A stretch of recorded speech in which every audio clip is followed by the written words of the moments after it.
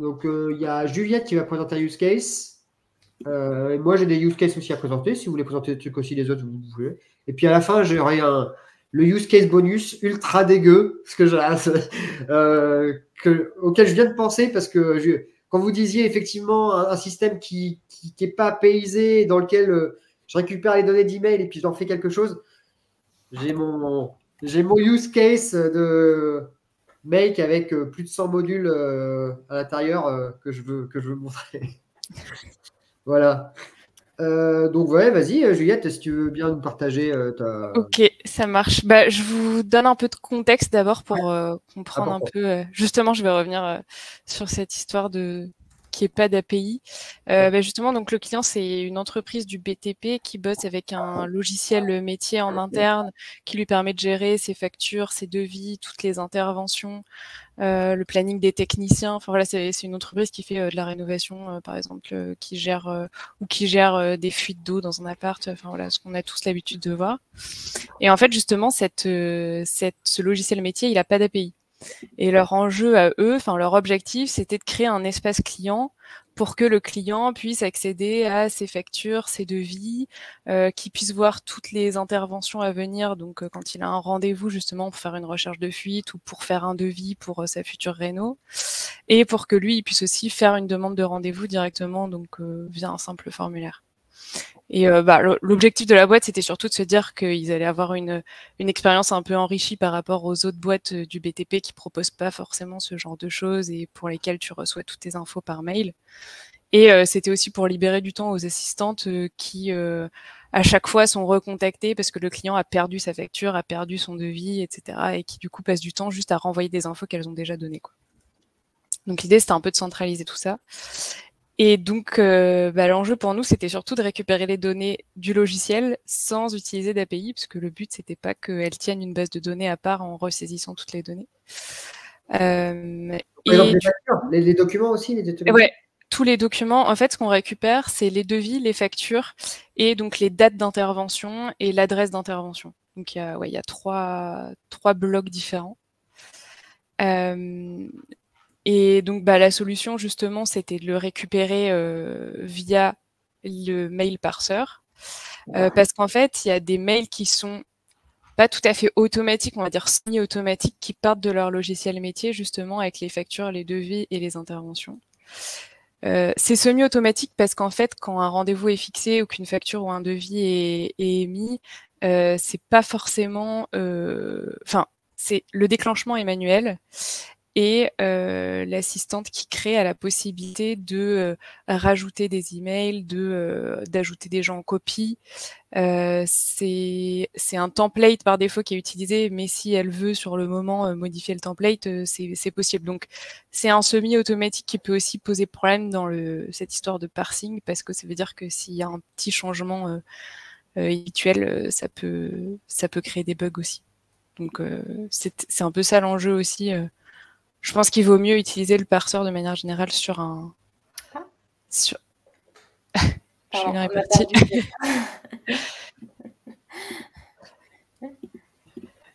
Ah, alors voilà. Non, je disais, il vaut mieux utiliser, je pense, le parseur quand on est vraiment sur du mail automatique qui est vraiment structuré pareil, puisque là, en effet, comme c'est un template mais que c'est déclenché manuellement, il peut y avoir des petites modifications qui vont venir perturber le parseur. Donc, déjà, pour la mise en place, l'idée, c'était déjà de personnaliser le template de mail qu'ils avaient dans leur outil métier pour avoir les différentes infos qu'on voulait récupérer. Donc, parce qu'en fait, ils ont un certain nombre de variables qu'ils pouvaient intégrer dans le mail, et on s'est aussi rendu compte qu'on ne pouvait pas récupérer tout ce qu'on voulait récupérer. Donc, il a fallu un peu prioriser les infos auxquelles on pouvait avoir accès. Et ensuite, pour récupérer ces données, on a utilisé le email parser by Zapier, donc qui est un outil, alors je ne sais pas exactement, qui dépend de l'écosystème de Zapier, mais qui est quand même un outil à part, puisqu'il y a une connexion à l'outil qui est à part. Et donc, je vais pouvoir vous montrer... Alors, je vais partager mon écran. Si je trouve comment faire...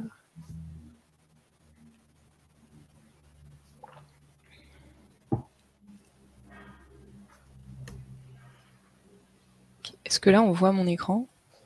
Absolument. Ouais, ok.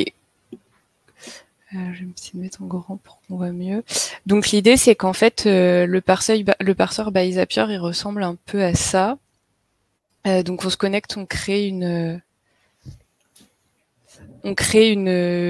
nouvelle mailbox, donc qui est en fait une adresse mail avec un numéro unique avant le @robot.zapier.com. Et à partir de là, on peut lui envoyer des mails à cette adresse mail et elle vient capter tous les mails qui sont envoyés. Donc ça ressemble à ça quand on crée l'adresse. Et ensuite, donc là, j'ai envoyé un mail test pour qu'on voit ce que ça donne.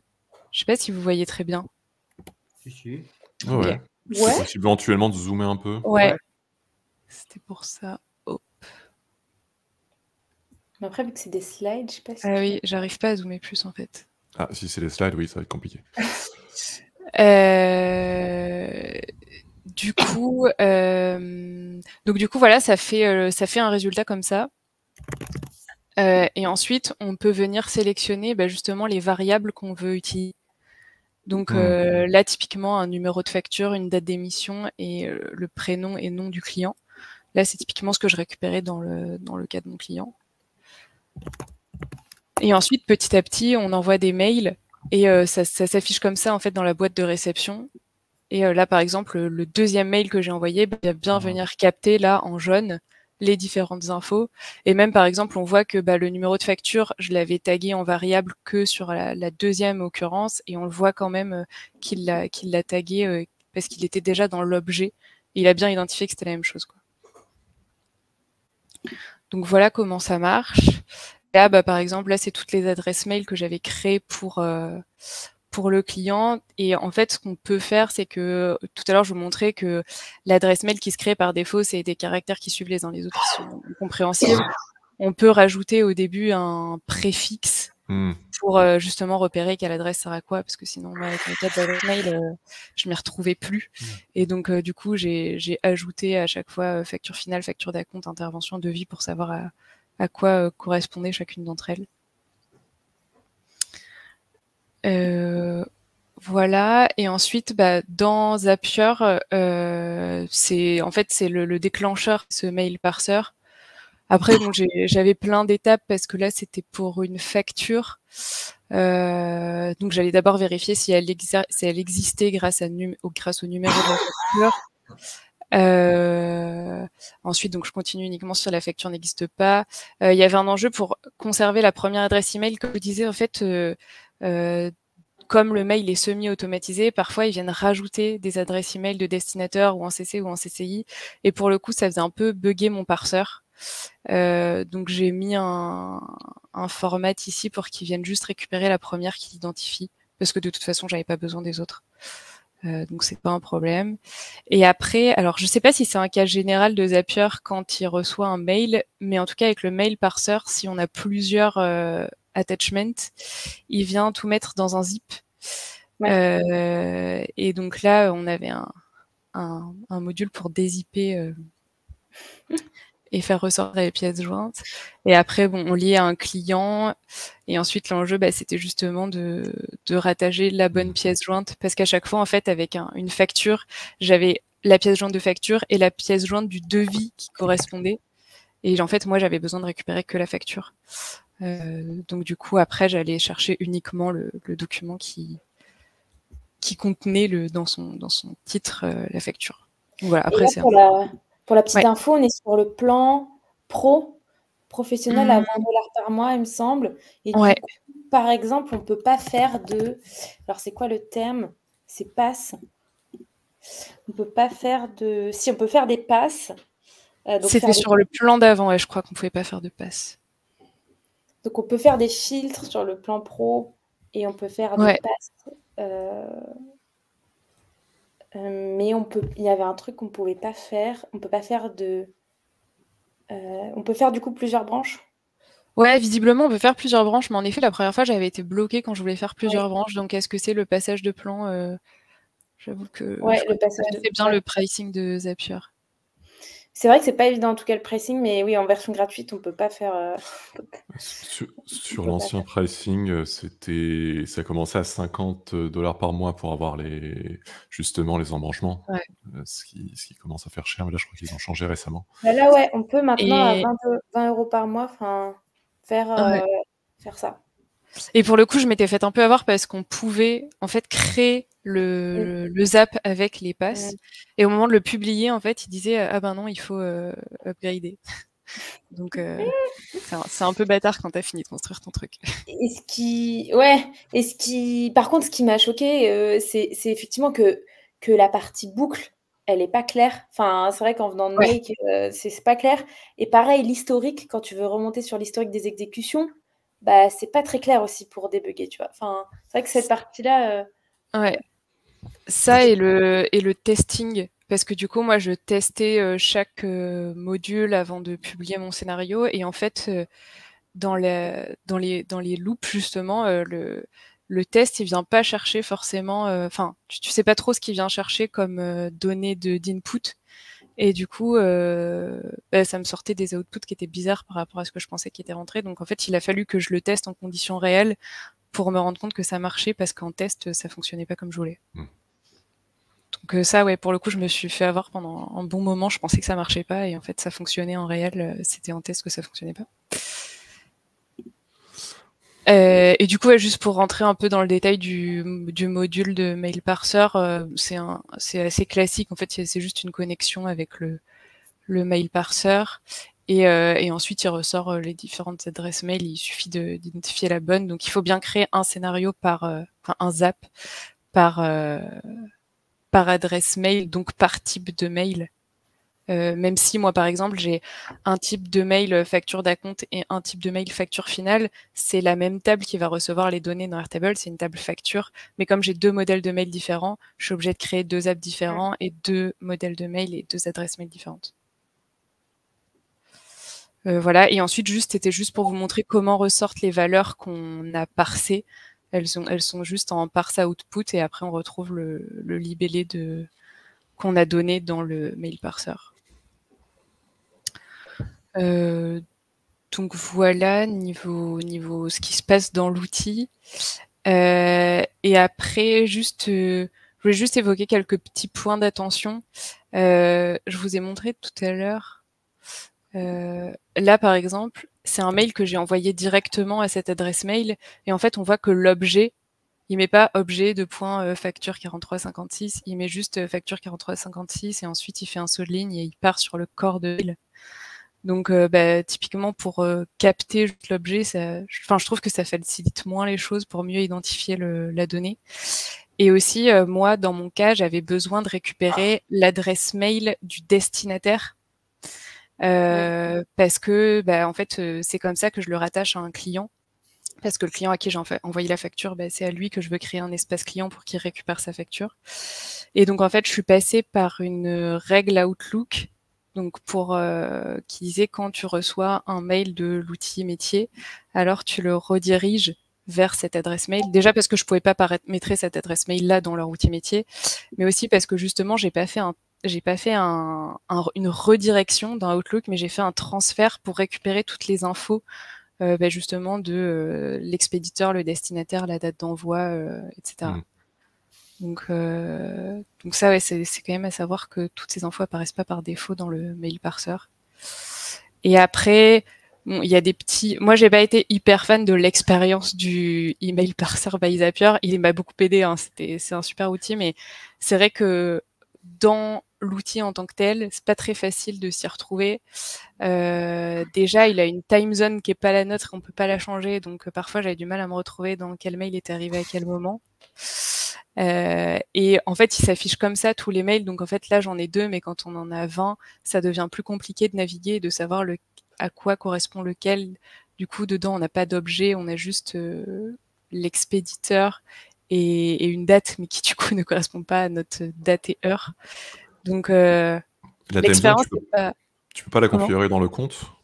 J'ai pas trouvé, et j'ai lu sur un blog que apparemment c'était pas possible. Oh, c'est nul ça. Ouais, c'est pas fou. Et ouais, et après c'est plein de choses où en fait, quand on a paramétré des variables, là typiquement, une fois que j'ai paramétré ce template, c'est soit si par exemple je me suis trompée et que j'ai mal nommé une variable ou quelque chose comme ça, je suis obligée de supprimer le template et de réenvoyer un mail pour le re-taguer. Parce là, je peux pas revenir sur ce que j'ai déjà construit, quoi. Ouais. Donc, c'est pas mal de choses comme ça qui sont un peu embêtantes. Et pareil, au moment de taguer, à un moment donné, je me suis trompée sur un email parce qu'en fait, on peut. Alors, je crois qu'on le voit un moment.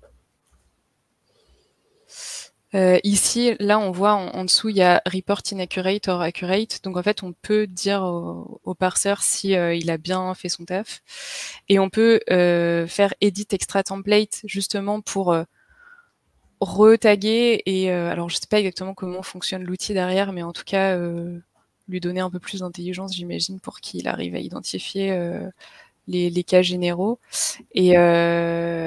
Et donc, quand on édite des extra templates, typiquement, moi, une fois, je m'étais trompée dans la variable, je m'étais trompée d'une lettre, et du coup, ça crée une nouvelle variable.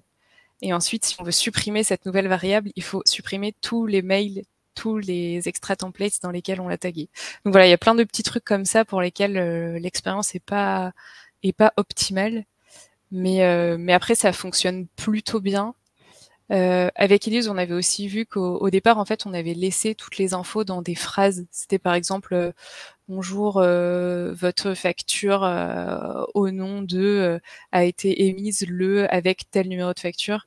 Et là, pour le coup, il arrivait moins bien à identifier les variables.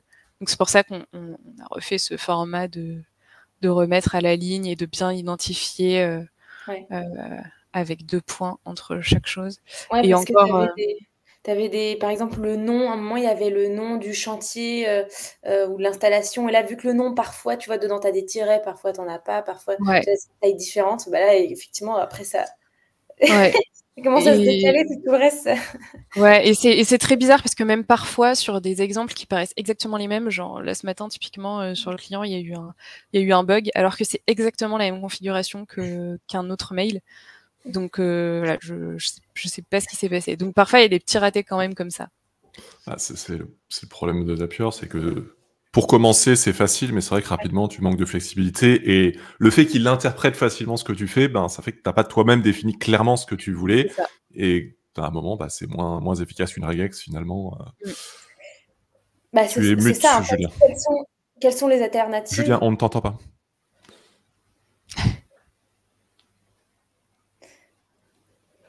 Non, je disais oui, un mail hook avec ensuite une regex qui dit prends ce qu'il y a après cette expression-là et avant cette expression-là.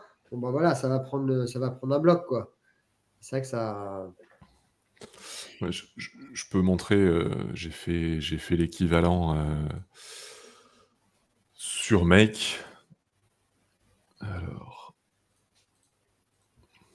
Mais c'est vrai que sur Make, tu peux vite avoir des formulaires. En fait, des formulaires allongés, mais ça peut. Moi, le but, c'est surtout de récupérer les pièces jointes, mais là, j'ai une branche où je récupère un peu des infos dans les mails. Donc, bon, c'est des mails chez moi, donc j'ai fait directement un Watch Emails. Et en fait, il y a juste besoin de mettre un module Match Pattern. Ouais, c'est ça. Je mets ici le texte de mon email. Là, je mets un pattern regex. Le truc, c'est vraiment le niveau 0 de la regex. Hein, je dis, et avant et après. Il y a ça avant, il y a ça après, ouais, et entre les deux, il y a des trucs. Ouais, c'est ça. Ça veut dire à peu près ça. Et en fait, ça marche bien. Donc, c'est sûr que quand on n'a pas l'habitude des regex, ça peut être un peu compliqué. Mais c'est vrai que j'avais pas forcément conscience que c'était pas si fiable que ça sur Zapier. Et en fait, sur Make, au moins, tu as la flexibilité de faire un peu comme tu veux, quoi. Voilà, et puis là, j'ai un autre module pour récupérer le montant. Et après,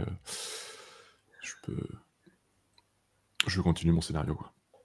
Mais c'est vrai que Zapier, c'est moi qui l'ai conseillé à Juliette. J'ai dit, mais en vrai, un mail parseur, ça devrait faire le taf, tu vois. Et en fait, c'est vrai qu'à posteriori, je sais pas. Mais je sais pas si tu vois, étant donné les galères qu'il y a eu, je sais pas si c'était forcément effectivement plus simple que de faire des formules dans Make quand tu as ton mail bien structuré, tu vois.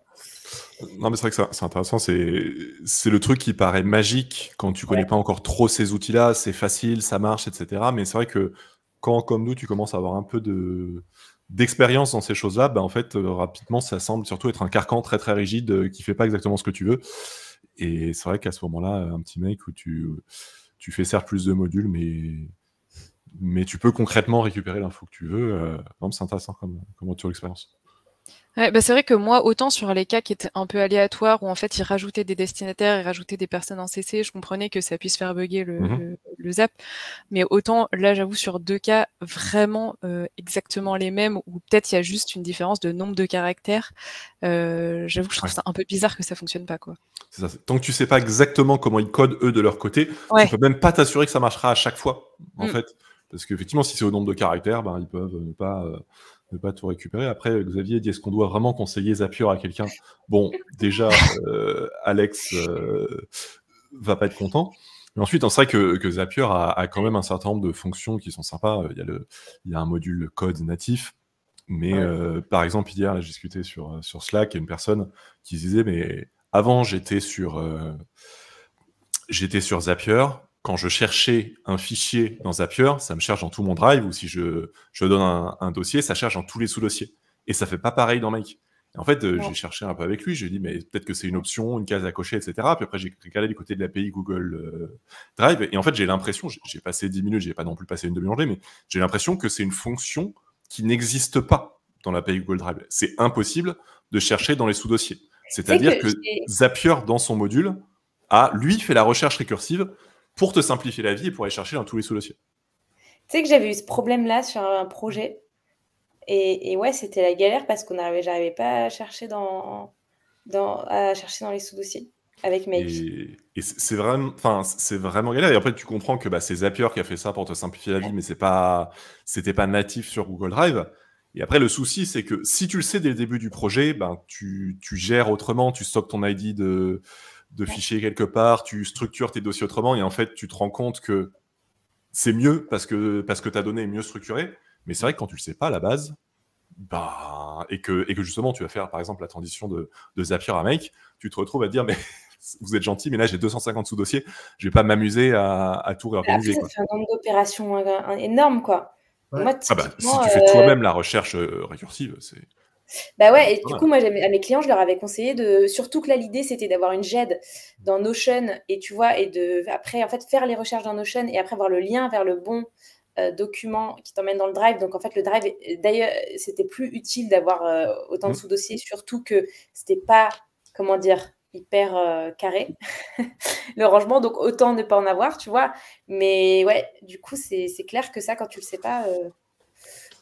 Moi, j'ai passé quand même un peu de temps à chercher, à essayer de comprendre avant de me dire qu'en fait, c'était pas possible.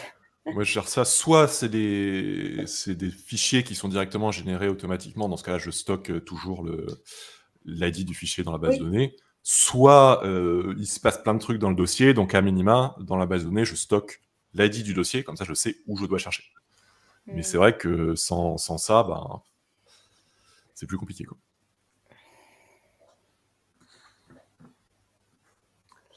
Ok.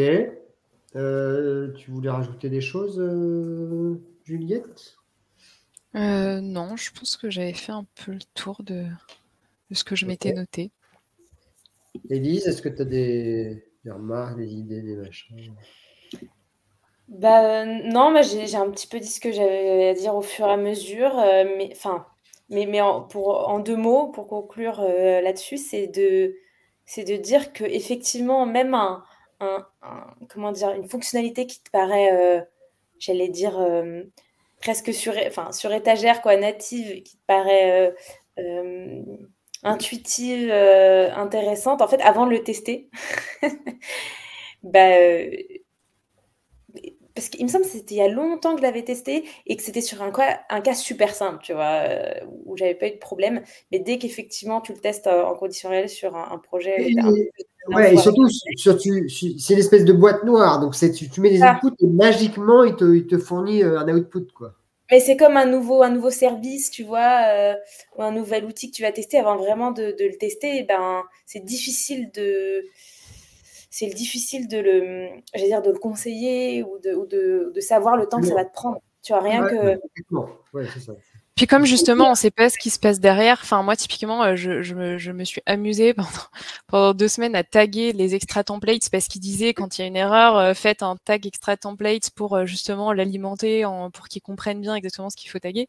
Et en fait, j'avais l'impression que ça servait à rien parce que de toute façon, quand j'avais la même erreur, ils retrouvaient la même chose. Enfin, Ouais. donc en fait, c'est un peu compliqué parce qu'on ne sait pas exactement ce qui se passe derrière. On n'a pas du tout de visibilité sur est-ce que ce qu'on fait, ça sert à quelque chose, dans quelle mesure, enfin à quel pourcentage il est exact sur ce qu'il fournit. Parce que moi, je fais report inaccurate, mais ça se trouve, 90% des utilisateurs font 90% de report inaccurate et en fait, on ne le sait pas, quoi. Donc c'est vrai qu'il n'y a pas trop de visibilité là-dessus, quoi.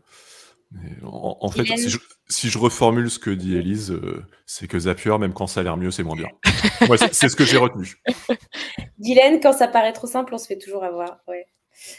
Mais je me dis, tu vois, c'est valable aussi dans les outils no-code en général. Parfois, on dit, waouh, cet outil a l'air génial. Et en fait, avant de le tester, vraiment, par exemple, Glide, ça a l'air super chouette. Et parfois, j'ai des projets où je me dis, tiens, j'aimerais bien l'utiliser. Mais en fait, ça prend du temps de vraiment comprendre, tu vois, les features et de se former dessus. Et avant de vraiment le tester sur un projet, tu vois, c'est compliqué de savoir réellement les pour et les contre. Voilà. Oui, c'est pas comme un software où tu peux y aller au talent et tu découvres les features au fur et à mesure et ça passe, quoi. Là, c'est une autre gamme d'outils. En pratique, il y en a quand même qui se retrouvent bloqués avec software, même. Ouais, en vrai. Oui, en vrai. Après, ça dépend de ton habitude avec ce genre d'outils, quoi, surtout. Ouais. Là, de manière plus générale, quand tu veux te lancer dans un projet no-code, avant d'avoir testé, tu vois, Software ou Glide, et tu as un projet un peu costaud, tu peux avoir des limites.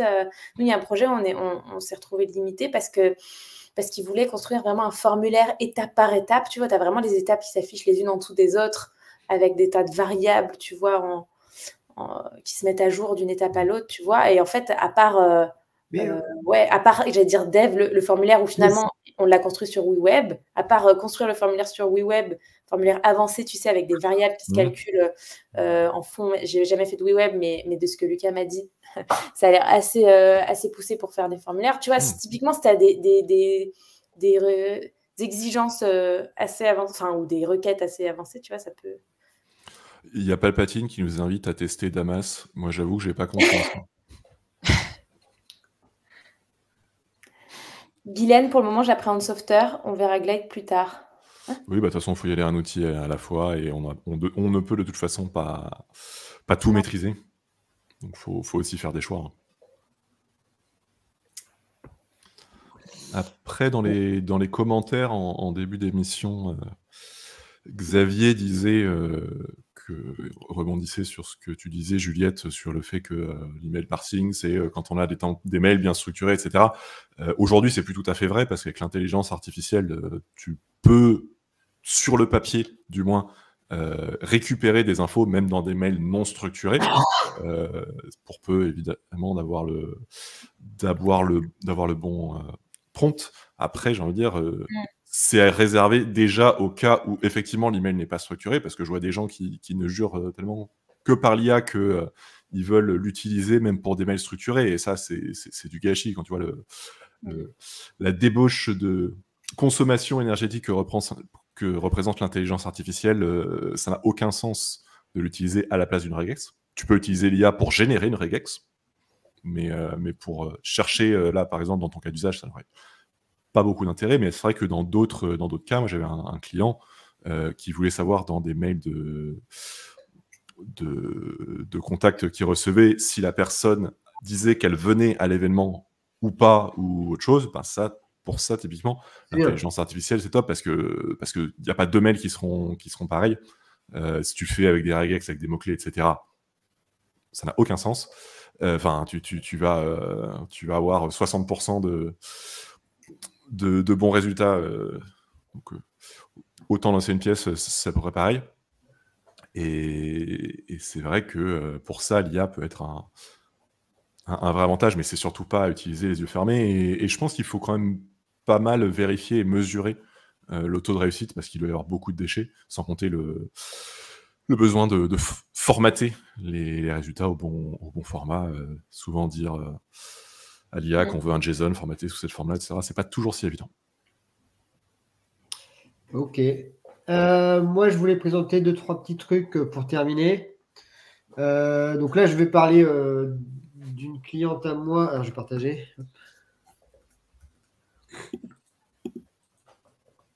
Hop.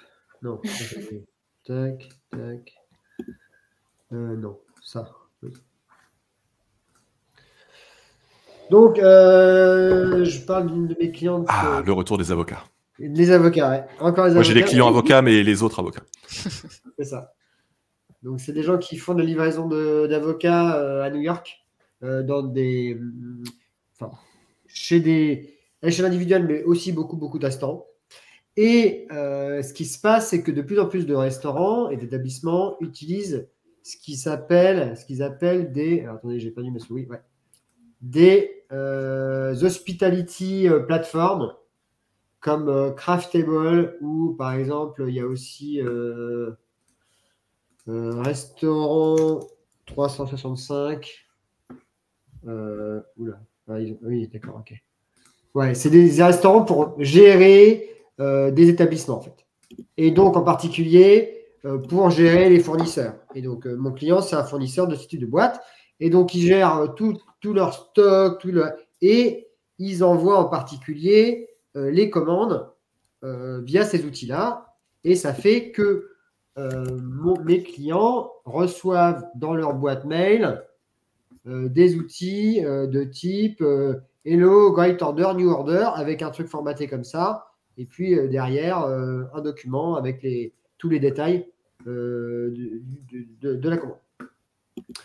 Et chaque plateforme a ses emails, et donc chaque plateforme a sa format au niveau du PDF, au niveau du fichier, voire parfois il n'y a pas de PDF, tout est dans l'email. Et donc en fait, sachant qu'ils en reçoivent tous les jours, historiquement, ils ouvraient les emails, ils allaient regarder les quantités, ils allaient mettre ça dans Airtable ou dans l'autre plateforme qu'ils utilisaient. Donc l'idée, c'était de faire mieux. Ouais, voilà. Donc, les outils qui ont été utilisés, c'est pdf.co, ça c'est pour parser le PDF, Make et Airtable. Au niveau des cas d'usage, donc le premier cas d'usage que je vais vous montrer, c'est Craftable, puisqu'on a vu que dans l'email de Craftable qui était là, alors effectivement, il y a une certaine partie de l'information ici, mais moi, j'ai beaucoup plus besoin des informations détaillées qu'il y a dans l'order. Et donc, l'idée a été de parser l'order.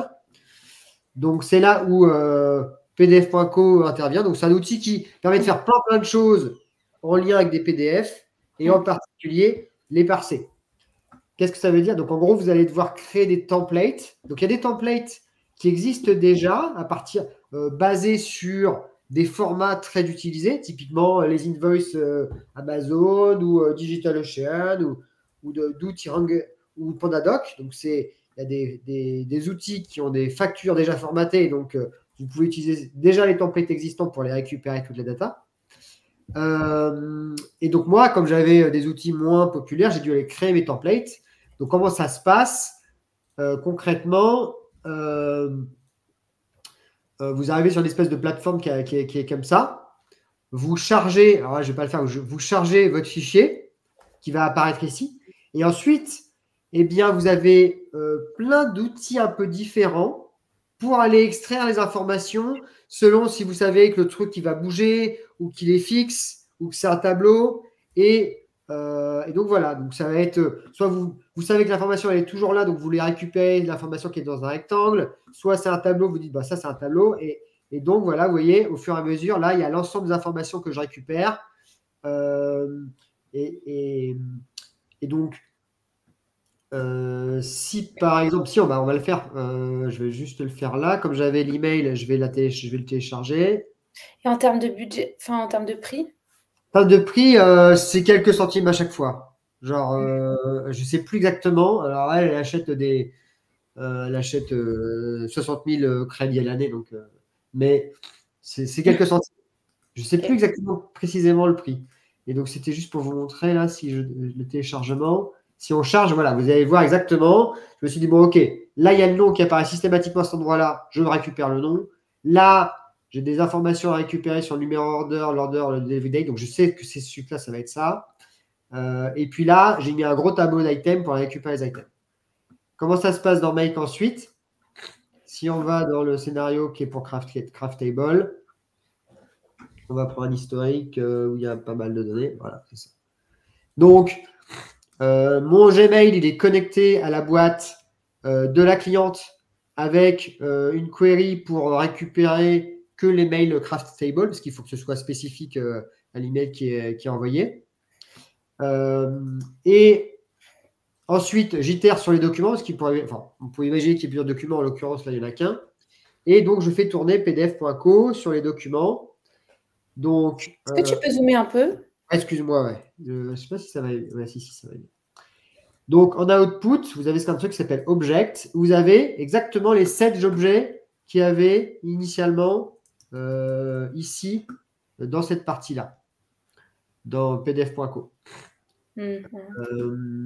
Et donc, il y a marqué, donc ça s'appelait PO, vous avez la value, vous avez vos variables, bien comme il faut.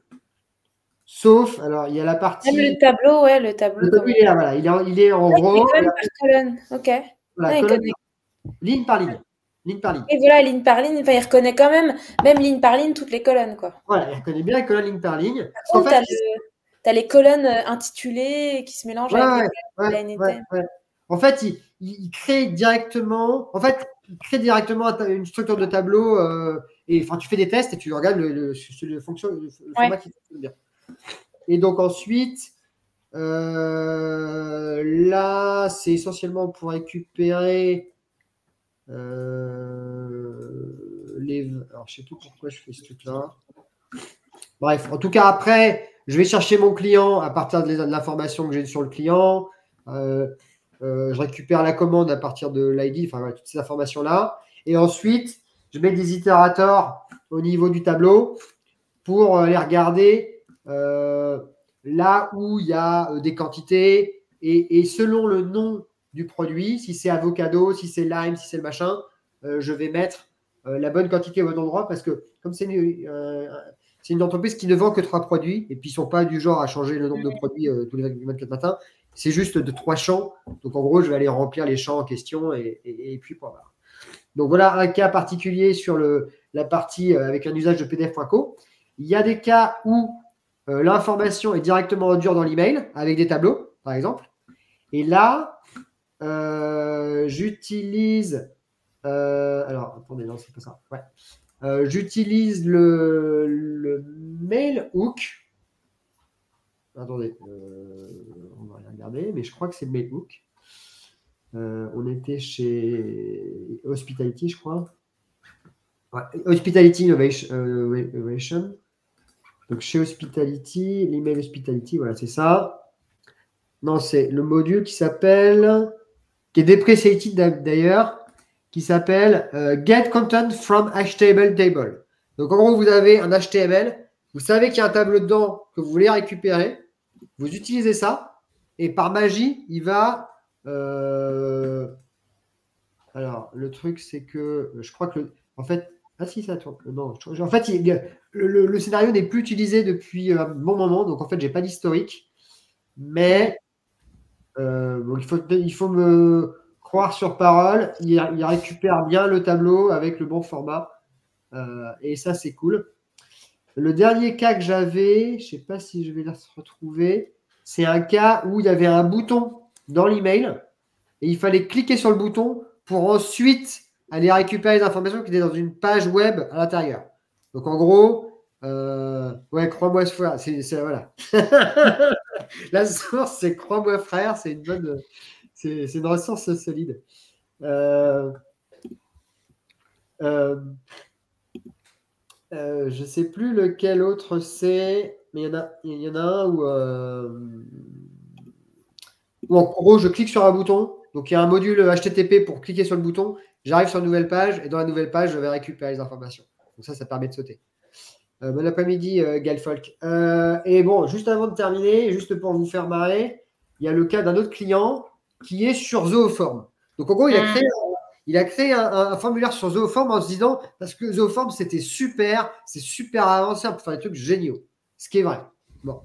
Ouais. Par contre, une fois qu'on a récupéré les données, qu'est-ce qu'on fait? Parce que sortir les données de Zoho, pas possible. C'est bon, tu peux te lâcher, Olivier n'est pas là. Donc, non mais moi j'adore Zoho Invoice, j'adore. Mais pourquoi moi Zooform, j'arrive à l'envoyer sur un webbook? Ah bon? Ah bah j'aimerais bien savoir que. Sur Ouais, dans les Zoho Survey, paramètres. tu as les webhooks, donc il n'y a pas de raison que tu n'en aies pas sur Zooform. Tu peux aller dans les paramètres, tu peux envoyer sur un webbook. Bon, alors, ok, alors je vais te dire, ok. Je crois que c'est Mais pour ma défense, en fait, donc integration. c'est mon client. En fait, j'ai pas cherché. Mon client m'est arrivé. C'est un client qui faisait du make, qui arrive et dit Julien, reprends mon travail. Donc son travail, c'était ça. C'était, j'ai fait, j'ai mes ressources, j'ai mes outputs de forme, mais je ne sais pas quoi en faire. Et donc l'idée qu'il a eue, qui fonctionne, mais ça pose quelques soucis, c'est qu'il s'est dit, je vais créer un email, je vais y foutre toutes les variables, coller les unes aux autres, avec juste des séparateurs des endroits. Et ensuite, donc ça marche. Hein, et ensuite, c'est là où c'est violent et il faut attention aux yeux, quoi. Je crois même, juste pour la petite info, je crois même qu'il y a un module en plus Watch Submissions des Zooform sur Make. Ouais. Mais après, je sais pas si à cette époque, il existait déjà, tu vois, je sais pas. Ouais. Et non, c'est pas ça, excusez-moi. Et le bloc d'après, c'est... Ah, big souci. Et donc... Je confirme qu'il y a un Watchform Submissions et il est instantané. Ouais, mais le fait est... le fait est que de toute façon, il y avait tout ce bordel-là qui était déjà existant. Tout ça. Mais ça veut dire qu'après, il faut parser le texte, le couper dans tous les sens, aller identifier dans les objets. Parce qu'en plus, ils ne sont même pas tagués, les objets. Donc, en fait, il faut aller récupérer les objets, mais en fait, ils s'appellent juste, par exemple, module 341, objet 4, module 40, objet 8. Donc, voilà. S'il y a mieux à faire, c'est mieux. Mais donc, vous disiez que maintenant, il y a un Zooform. Le truc, c'est que. Eh bien, j'essaierai, je vous demande, on verra ce qu'il y a dedans pour voir si c'est correct, enfin si c'est bien. Mais à l'époque, en tout cas, il n'y était pas. Enfin, peut-être qu'il n'était pas. Ouais. Peut-être. Bon, attends, pour les prochains, je les fais passer sur Fill Out. Voilà. Et une petite nouvelle qui vient de tomber là, que j'étais sur LinkedIn, j'ai vu ça. Oui.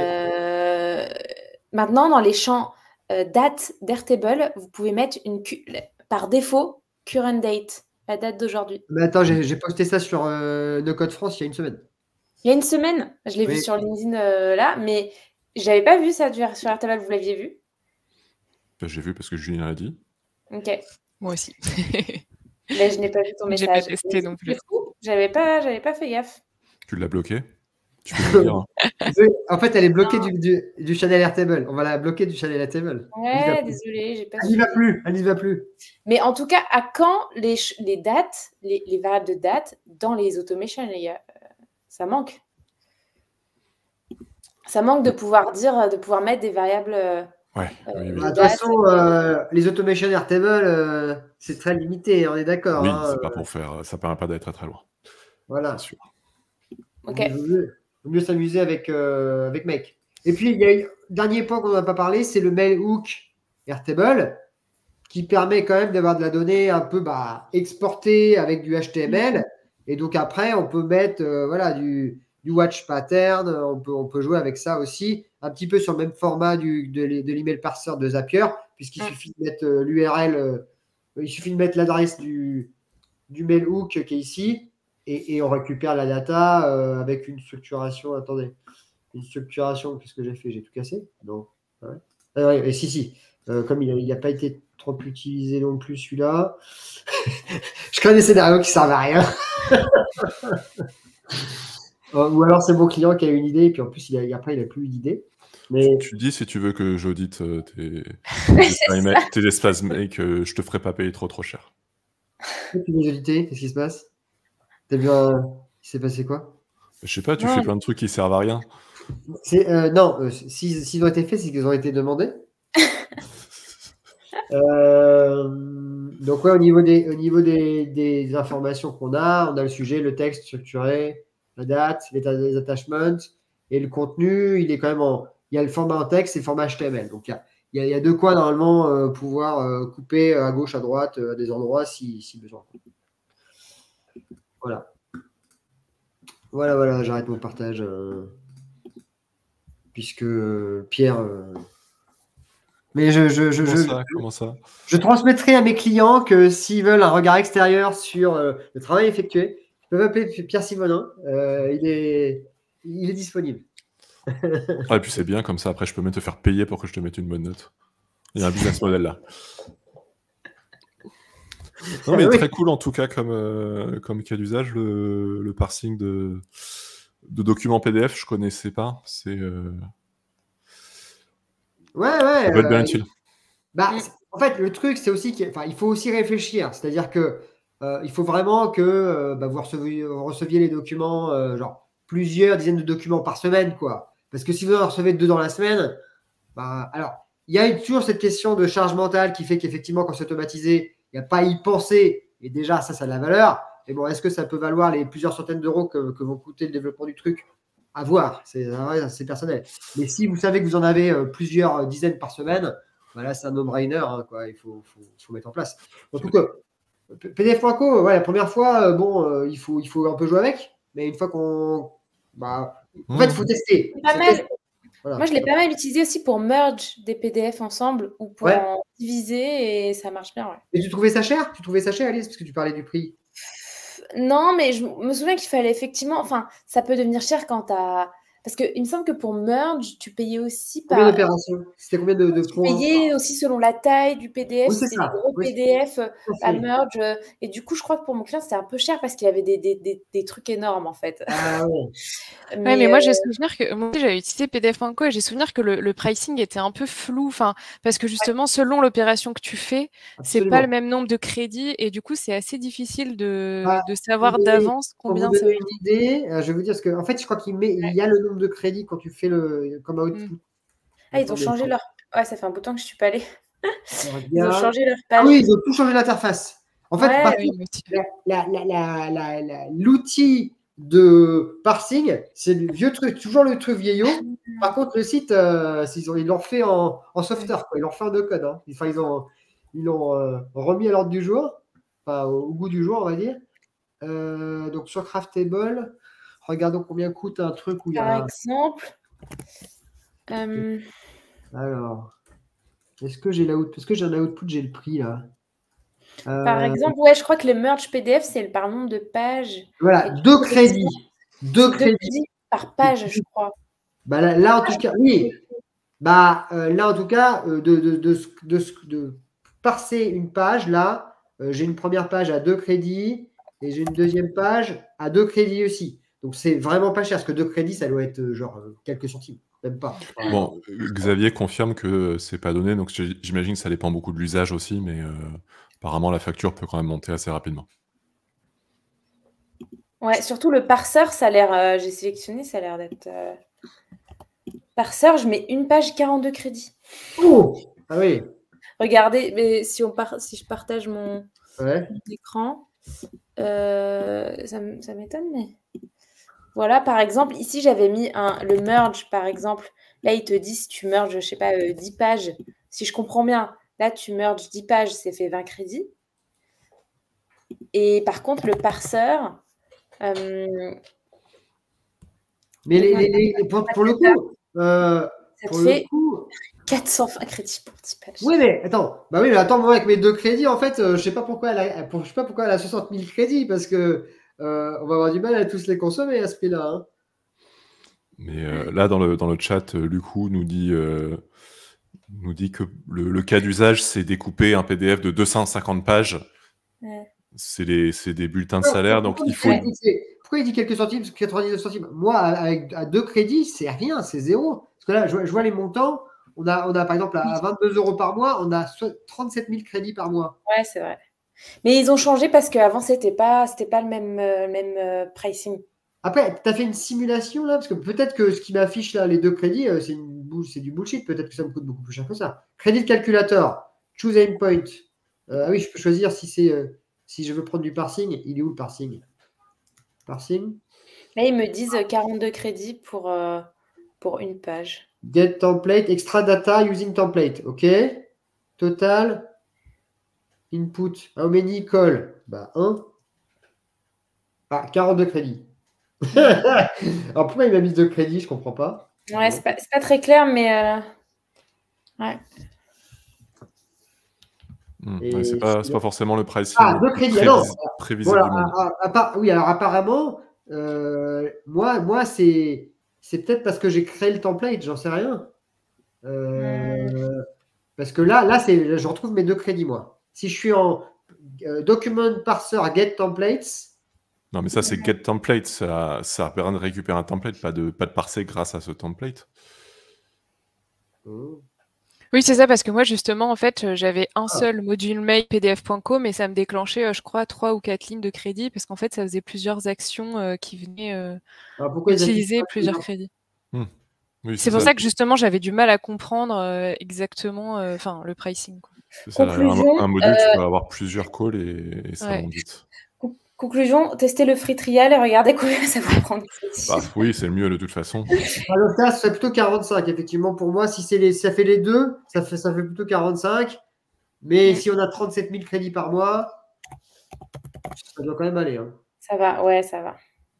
Oui, ça dépend. Après, selon les cas d'usage, ça peut être très large ou et puis largement insuffisant. Ou t'apporter beaucoup de value ou t'apporter pas beaucoup de value aussi. Tu vois, mais c'est sûr que pour le cas de Luc, avec beaucoup de pages, avec un travail très fastidieux et très automatisable je découpe, je vais récupérer le nom pour aller renommer mon PDF, ça, alors pdf.co ou d'autres outils, c'est clairement ce genre d'outil-là qu'il faut utiliser pour faire ça. Voilà. Qui est très susceptible. Il y a quelqu'un qui... C'est moi qui est susceptible. C'est toi qui es susceptible. Je suis successible, oui. Susceptible. Susceptible, ouais, c'est ça, oui, tout à fait. J'ai zappé sur le S en C. Ouais. Bon, en tout cas, c'était cool. D'autres remarques ou d'autres idées, vos programmes des prochaines semaines, il y a des trucs particuliers, des événements, Élise, je sais pas, Pierre. Nous, on va peut-être faire un truc, Julien. Oui, tout à fait. On le prépare. C'est ça. On prépare un événement pour les freelances pour le 11 juin, en partenariat avec le syndicat national du no-code. Syndicat français. C'est ça, français. Des professionnels du no-code. SFPN syndicat. Syndicat français des professionnels du no-code. Voilà, syndicat français des professionnels du no-code. On va essayer de faire des petites conférences ou des petites tables rondes intéressantes pour les freelances pour répondre aux questions récurrentes et voir ce que c'est qu'être freelance sur le plus long terme. Voire ne pas être freelance parce qu'on en a marre et qu'on veut faire autre chose. Voilà. Donc, essayer de faire venir des gens qui ont un peu d'expérience là-dessus. D'ailleurs, pour tous ceux qui sont abonnés, enfin qui cotisent au SFPN, il y a une soirée des membres. Le 29. Le 29 avril, mais effectivement, il faut cotiser au SFPN. Après, si vous cotisez, vous avez quand même la place pour le No-Code Summit qui est incluse, quoi. Donc ça, voilà, c'est notre pub. Référent freelance. On est quand même référent du collège freelance, donc... Faut commencer à faire la pub du SFPN sur le Twitch No-Code France. Il y a un mélange des genres, là. Bon, on prend l'inverse aussi. Hein. Xavier nous dit, j'ai encore 1h34 de route, ne partez pas. Non, mais de rester là, parce que je lance une partie...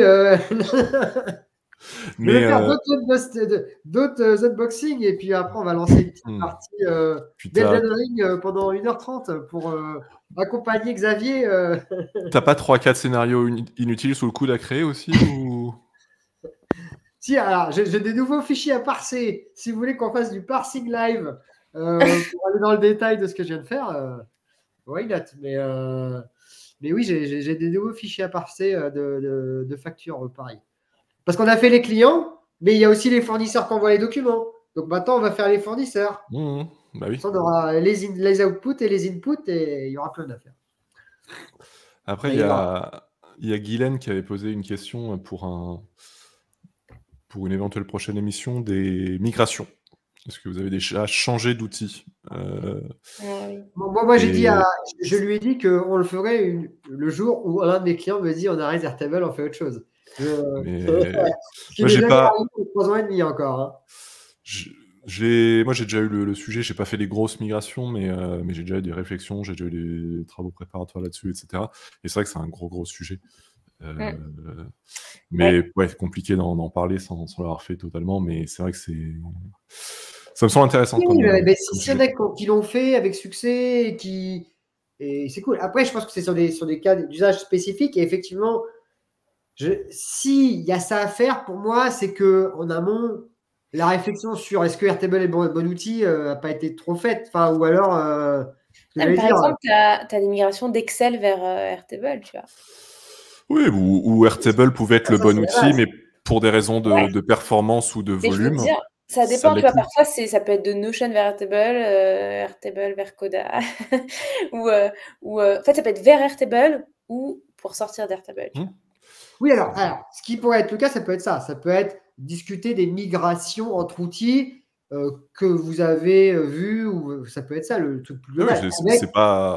C'est pas forcément depuis ou vers Airtable. Ça peut être un peu tout, mais c'est vrai que c'est un vrai sujet, les migrations. Et de toute façon, il y a beaucoup de choses qui sont en commun. Mais moi, j'ai un client qui utilisait Airtable. Ça leur a permis de faire plein de trucs. Et puis un jour, en termes de performance et de volume, de nombre de records, c'était plus assez. Et il a cherché à migrer. Et puis, ça n'a rien donné. Il est parti il s'est enlisé dans les problèmes de création de RP qui n'en finissait plus. Puis après, il a mis la clé sous la porte, donc ça a réglé le problème. Mais c'est vrai que c'est un gros sujet. Et puis, alors, ça peut être que l'outil n'est plus adapté. Ça peut être que c'était pas le bon outil à la base. Ça peut être aussi que les personnes qui accompagnaient n'étaient pas les bonnes. En réponse à la question de Guylaine, Lucie de Damas disait nous, on a eu le cas. Il y a un client qui a essayé avec un concurrent pendant 2 ans, ça donnait rien. Nous, on est arrivé, on leur a mis en place un truc. Peut-être juste que l'outil du concurrent n'était pas le bon, ou alors que la personne qui essayait, ou alors il le faisait en interne, enfin j'en sais rien. Mais c'est tout à fait possible que ça marche pas. Et je veux dire, si c'est mal développé sur un outil qui peut être le bon, finalement, il n'y a pas grand-chose à garder. Donc, changer d'outil, ça coûte pas beaucoup plus cher. Airtable est bien au courant de ça. Et par rapport aux annonces qu'on nous a fait à l'event, je peux vous dire qu'il y a des choses qui vont sortir pour pouvoir gérer des très, très, très, très grosses quantités de données. Pas en dire plus, mais... ils le teasent depuis quelques temps. Hein, des très larges augmentations du nombre de données traitées. Alors, en fait, ça risque d'être un peu en dehors des bases classiques qu'on connaît. Mais ça arrive.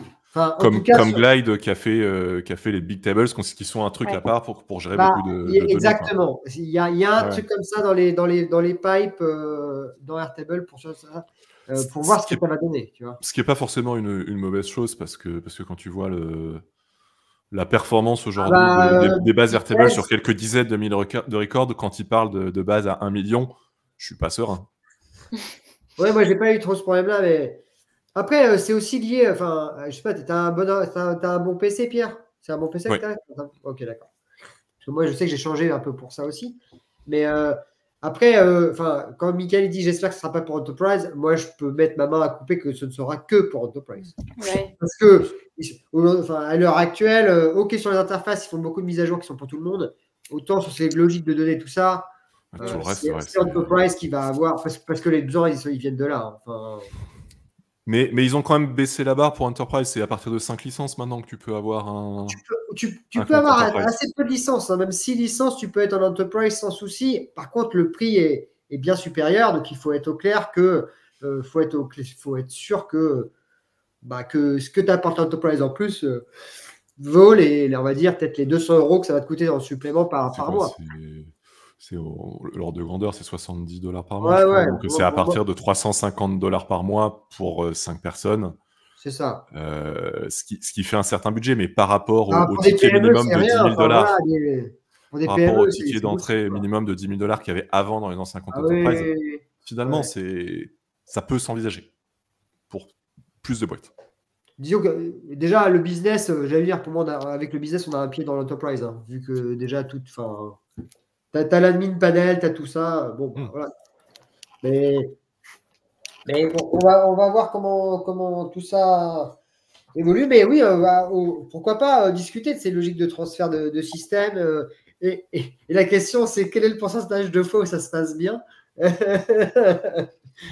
me pose la question. Parce que c'est toujours pareil. Enfin, ne serait-ce que même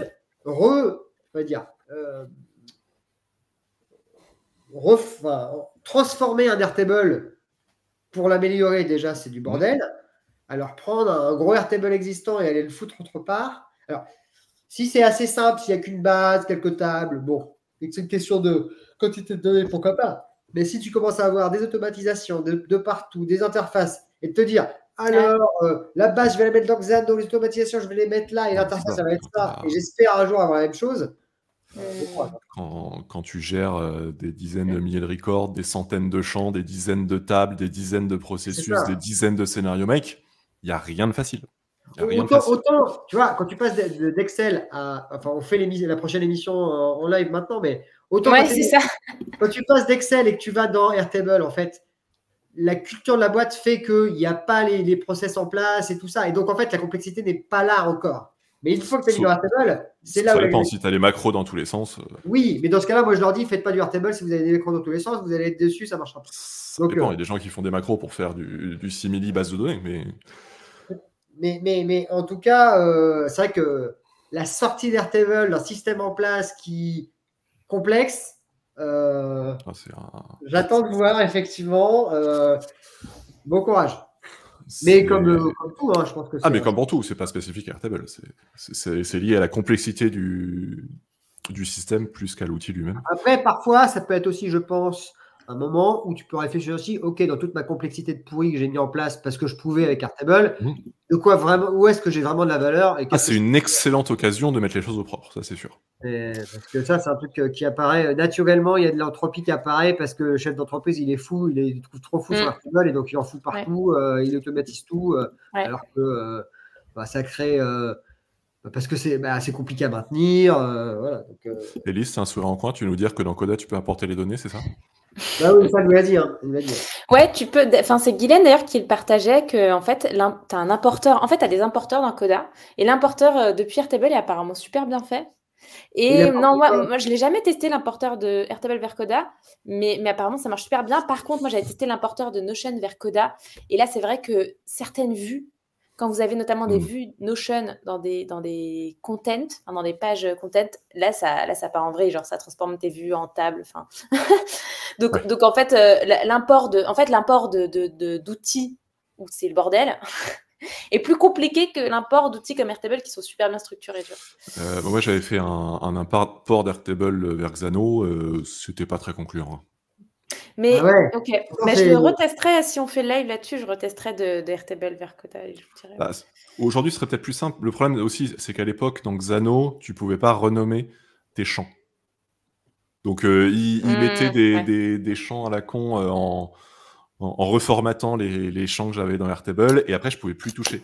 Donc déjà, rien que ça, c'était assez galère. Il y avait certains formats de données, je crois, qu'il interprétait mal. Et puis, il avait planté en cours de route parce que j'avais trop de données. On se retrouve la prochaine fois. On a la thématique pour le mois prochain. C'est cool. Ce sera quand? Le mardi 21 mai. Cool. Donc, c'est... Les vacances, les machins, les ponts, là, tout ça, ça sera passé. Et puis on pourra recommencer à travailler sereinement, quoi. Et arrêter avec tout ce bullshit des jours. Arrêter d'être on travaille pas parce que les enfants sont dérangés là, par les vacances. Voilà, quoi. Les congés payés pour nous, hein. Je vois pas de quoi Non, c'est bien les vacances. J'y étais il y a 10 jours, j'y retourne dans 3 semaines, sympa. Bon. Allez, bah, merci à tous. Merci à Xavier qui est encore toujours là. C'est extraordinaire. Travaillez Michael. pas, en fait. À Luc. À Pierre Simonin. À Lucie qui est partie. Tout ça. À Gulf Folk Music qui était tout à l'heure. Et puis voilà. Et puis on se retrouve dans un mois. Je pense que, alors on verra peut-être que je vais faire une émission avec Noam pour qu'il nous parle de Glide en plus en détail, qu'il nous montre. C'est un petit peu la prochaine émission. Et puis je pense que je referai une émission avant la fin de l'année aussi avec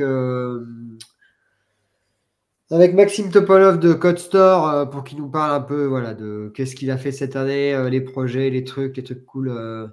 Parce que voilà, ils sont dans le low code et dans le low code, ils ont un petit peu un peu d'avance sur nous même sur les parties IA et compagnie.